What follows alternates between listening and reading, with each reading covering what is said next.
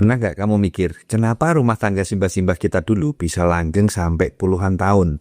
Padahal nggak pernah kenal yang namanya self-healing, nggak pernah tahu istilah toxic relationship, dan nggak ada yang upload foto anniversary tiap tahun.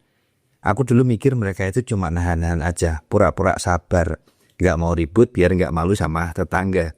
Tapi setelah aku menikah dan ngalamin sendiri, aku sadar mereka bukan pura-pura kuat, tapi mereka punya cara sendiri untuk menjaga rukun. Cara yang diam-diam sederhana, tapi ternyata dalam banget maknanya. Aku ingat satu kalimat dari bapakku waktu aku baru nikah dan mulai sering debat kecil tuh sama istriku. Rukun itu bukan soal saling setuju, tapi saling tahu waktu. Kalimat itu dulu rasanya ngambang, tapi lama-lama ya aku ngerti. Yang dimaksud waktu itu bukan soal jam, tapi soal kebijaksanaan emosional. Kapan harus ngomong, kapan harus diem, kapan waktunya peluk, kapan waktunya mundur dulu. Dan orang Jawa zaman dulu paham betul soal ini. Mereka mungkin gak sekolah tinggi, tapi ilmunya soal menjaga hati pasangan udah master class. Aku lihat sendiri pola ini di rumah. Bapakku itu orangnya kalem, tapi bukan berarti gak punya marah. Pernah suatu sore, ibuku ngomel soal hal sepele sih sebenarnya. Kipas angin rusak, pintu belakang susah ditutup, sendok hilang 2. Yang lucu, bapakku cuma senyum kecil. Terus menjawab ibuku, "Yo, sesok tak dandani." Lalu ambil sarung, pindah ke teras, nyalain rokok, duduk, lihat daun jambu yang berguguran. Nah ibuku piye? Yo, masih sambil ngirutu dari dapur sih. Tapi nggak sampai 10 menit kemudian, beliau keluar juga. Duduk diam di sebelah bapak. Nggak ada kata-kata, nggak ada debat, tapi tiba-tiba tangannya saling pegang. Lama mereka duduk begitu, sampai akhirnya ibuku bilang pelan, "Ayo masuk Pak, di luar dingin loh." Sesederhana itu. Nggak ada, "Maaf ya, tadi aku emosi," atau "Maaf ya Bu, aku belum sempat betulin kipas angin." Tapi semuanya cair, karena yang penting bukan menang debat, tapi nyelamatin suasana. Itu ciri khas orang Jawa zaman dulu. Dari semua itu aku belajar, menjaga keharmonisan rumah tangga bukan soal siapa yang paling benar, tapi siapa yang ngerti kapan waktunya menurunkan ego.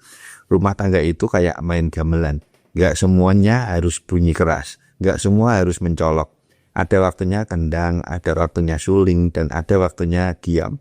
Biar nada berikutnya lebih indah. Orang Jawa zaman dulu gak banyak kata cinta, tapi tangannya selalu siap bekerja. Gak bilang, "Aku sayang kamu," tapi setiap pagi udah nyiapin teh hangat di atas meja. Karena bagi mereka, cinta itu bukan kata, tapi rasa. Bukan status, tapi sikap. Dan di zaman sekarang, mungkin udah waktunya kita belajar lagi dari mereka. Bukan untuk kembali ke masa lalu, tapi untuk membawa kebijaksanaan itu ke masa depan. Nah, sebenarnya poin pentingnya adalah bagi masyarakat Jawa zaman dulu bukan nahan, karena banyak yang mengasosiasikan ini sebagai sebuah bentuk nahan perasaan, mendem, terus akhirnya ngomel di belakang, akhirnya ngerasani di belakang.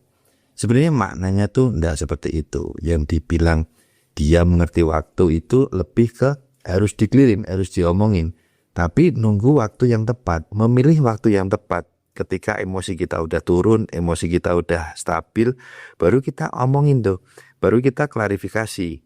Misalnya kalau soal bapak aku itu tadi, ya dia milih untuk jawab, "Ya besok tak benerin," langsung pergi. Karena kalau jawabnya panjang, ibu akan semakin panjang juga. Tahu sendiri kan wanita seperti apa, kalau dijawab 1 dia jawab 10. Nah seperti itu, jadi dia ngerti waktu, timingnya tuh paham gitu. Setelah keluar, dan mereka tuh menjaga gak pengen terlihat ribut di depan anak maupun di depan tetangga. Jadi mereka lebih memilih untuk ayo masuk ke dalam. Nah masuk ke dalam ini nanti akan dibahas panjang lebar tuh, karena mereka mendinginkan tensi dulu, menurunkan emosi dulu, baru mereka masuk ke kamar, rembukan tuh di kamar. Kenapa? Masalahnya apa? Kenapa belum dibenerin? Sibuk apa sih gitu. Misalnya belum sempat karena masih ngurus sawah. Jadi sawah ini masa-masanya pemupukan, jadi nggak bisa untuk pulang cepat benerin pintu. Ya selama masih bisa diganjel atau masih bisa disongkat, kenapa enggak gitu mikirnya. Tapi itu kan kalau dikomunikasikan dalam konteks yang pas lagi panas-panasnya bisa berantem tuh. gitu. Jadi mereka mundur dulu 1 langkah untuk maju 2 langkah. Kira-kira seperti itu. Jadi ngerti waktu itu adalah memahami kapan kita bisa meredakan emosi kita dulu, nahan ego kita dulu, baru kita klarifikasi, baru ngomong. Bukan diem membiarkan atau nahan. Karena kalau nahan terus ya bisa jadi penyakit. Oke, terima kasih sudah menyimak Suara Nusantara. Semoga bermanfaat dan bisa membawa kebahagiaan untuk kita semua.